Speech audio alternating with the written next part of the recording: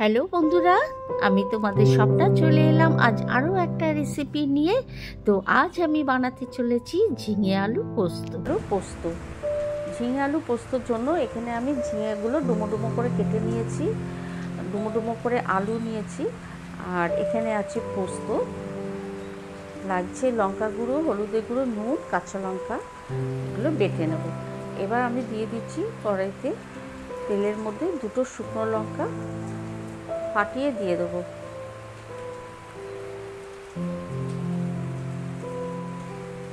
এবার দেব পাঁচফোড়ন আর শুকনো লঙ্কাটা একটু ভাজা ভাজা হয়ে যাবে। এবার এর মধ্যে একটু নাড়াচাড়া করে নেব। এবার দিচ্ছি আলুটা আমি আগে দিয়ে দেবো, কেননা আলুটা তো একটু শক্ত ঝিঙার থেকে, তাই আলুটা আগে দিয়ে দেবো। আলুটা আমি ভালো করে একটু নাড়াচাড়া করে কষিয়ে নেব। তবে চন্দ্রমুখী আলু তো খুব বেশি একটা সময় লাগে না। দেখো আলুটা আমার একটু ভাজা ভাজা হয়ে গেছে। এবার আমি ঝিঙের টুকরোগুলো দিয়ে দিলাম। ঝিঙেটা দিয়ে আমি একটু ফ্লেমটা বাড়িয়ে দেবো, কেননা ঝিঙার থেকে ভীষণ জল বেরোয়। তো এটাও আমি একটু ভালো করে নাড়াচাড়া করে ভাজা ভাজা করে নেব। পোস্ত আমাদের প্রত্যেকেরই বাড়িতে হয়, আমরা প্রত্যেকেই খেতে ভালোবাসি। তো দেখো এখানে ঝিঙে আলুটা আমার একটু ভাজা ভাজা হয়ে গেল, জলটাও মোটামুটি শুকিয়ে গেছে। এবার এর মধ্যে দিলাম হলুদের গুঁড়ো, এবার দিচ্ছি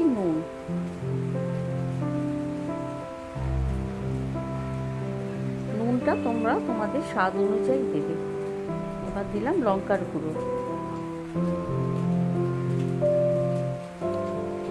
গুঁড়োটা আমি এখানে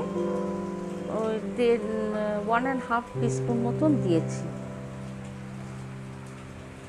এবার এটা ভালো করে নাড়াচাড়া করে নেব।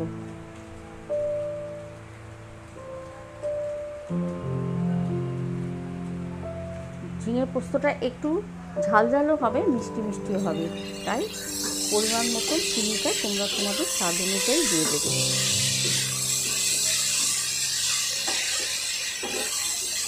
আমি এখানে গুঁড়ো লঙ্কা, কাঁচা লঙ্কা দুটোই ইউজ করছি। এটা বেশ একটু ঝালও হবে, আবার সঙ্গে মিষ্টিও হবে। দেখো আমি নাড়াচাড়া করে দিলাম। এবার আমি পোস্তটা শুকনো আগে ঘুরিয়ে নেব, তারপরে একটু জল দিয়ে ভিজিয়ে রাখার পর কাঁচা লঙ্কা দিয়ে পেস্ট করে নেব। দেখো তাতে পোস্তটা খুব মিহি বাটা হবে। পোস্তটা আগে শুকনো ঘুরিয়ে নেবে। এবার ভালো করে এটা ভাজা ভাজা করব।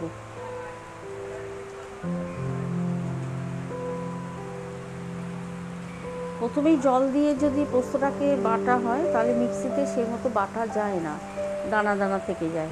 তো পোস্তটা আগে শুকনো ঘুরিয়ে নেবে, দেখবে একদম ওটা গুঁড়ো গুঁড়ো হয়ে গেছে। তারপরে জল দিয়ে একটু ভিজিয়ে রাখবে, 5-10 মিনিট ভিজিয়ে রাখার পর মিক্সিতে ঘোরাবে, দেখবে পোস্তটা একদম শিলে বাটার মতন বাটা হয়ে যাবে। দেখো আমার ভাজা ভাজা মতো হয়ে গেল, তেলটাও বেশ একটু ছেড়ে ছেড়ে আসবে, আর পোস্তটা ভাজা ভাজা হলে বেশ সুন্দর একটা গন্ধ বেরোয়।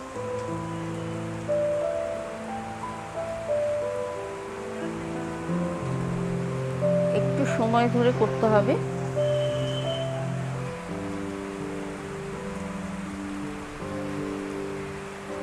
বারবার উল্টে পাল্টে দেবো, যাতে আমার পোস্তটা ভালোভাবে ভাজা গন্ধটা বেরোয়।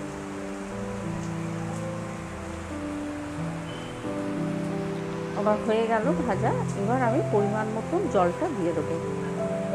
তোমরা তোমাদের পরিমাণ মতন দেবে, কেননা যে যতটা থিকনেস পছন্দ করো সেই মতো তোমরা জলটা অ্যাড করবে।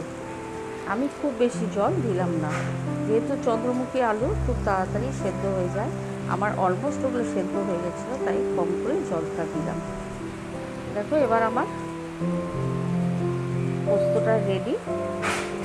এবার আমি ওপর দিয়ে কাঁচা তেল ছড়িয়ে দিলাম।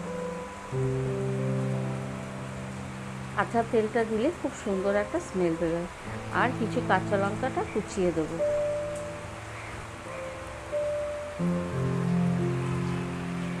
ওপরে কাঁচা লঙ্কা কুচিয়ে দিলে কাঁচা তেল আর কাঁচা লঙ্কার গন্ধটা ভীষণ ভালো বেরোয়। এবার চাপা দিয়ে গ্যাস নিভিয়ে দেবো। দেখো তৈরি হয়ে গেল আমার ঝিঙে আলু পোস্ত।